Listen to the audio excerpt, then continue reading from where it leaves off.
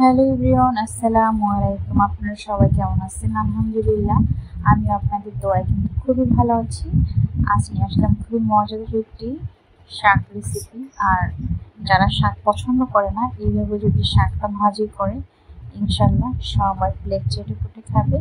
প্রথমে আমি এরকম পুঁই শাক কেটে নিয়েছি ছোট ছোট করে, ভালো করে পরিষ্কার করে ধুয়ে নিয়েছি। এখন একটি প্যানে পুঁই শাক দিয়ে দিয়েছি আর দিয়ে দিব 5-7টা কাঁচামরিচ।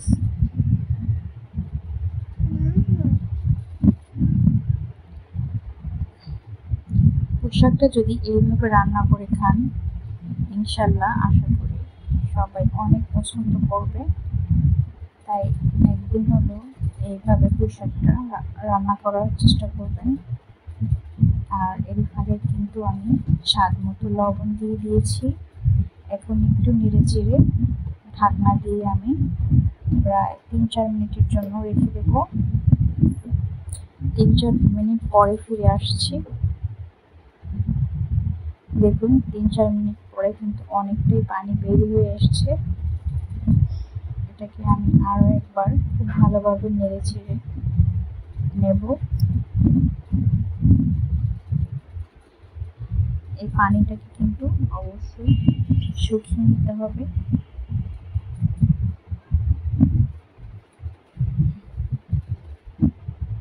দেখুন পানিটা কিন্তু অনেকটাই শুকিয়ে গেছে। আমি এখন শাকটা নামিয়ে নিব। আমি একটি প্যান বসিয়ে দিয়েছি আর দিয়ে দিব পর্যাপ্ত পরিমাণে তেল।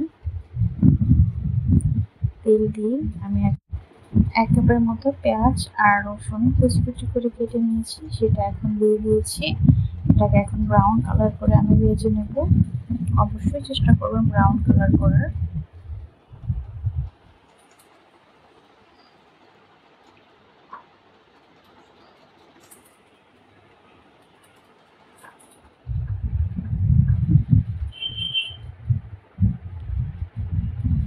দেখুন অনেকটা কিন্তু কালার চলে এসছে। এখন আমি 2-3টা শুকনো মরিচ এইভাবে ছোট ছোট করে কেটে দিয়ে দিয়েছি।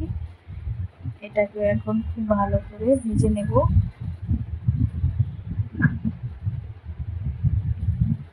শুকনো মরিচটা দিলে দারুণ কিন্তু একটা ফ্লেভার আসে। আপনারা চাইলে দিতেও পারেন, আবার নাও দিতে পারেন, কিন্তু দিলে কিন্তু অনেক সুন্দর একটা ফ্লেভার আসবে। এখন ব্রাউন কালার হয়ে গেছে। এখন আমি শাকটা দিয়ে খুব সুন্দর করে নেড়ে চেড়ে শাকটা ভেজে নেব।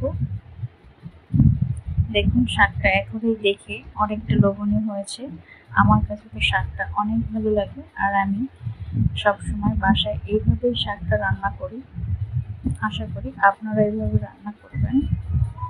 আশা করি আপনাদের কাছে ভালো লেগেছে আমার আজকের ভিডিওটি। আজ এই পর্যন্তই। অন্য কোনো ভিডিওতে আপনাদের সাথে কথা হবে, আড্ডা হবে। সবাই সেই পর্যন্ত ভালো থাকবেন, সুস্থ থাকবেন। খোদা হাফেজ।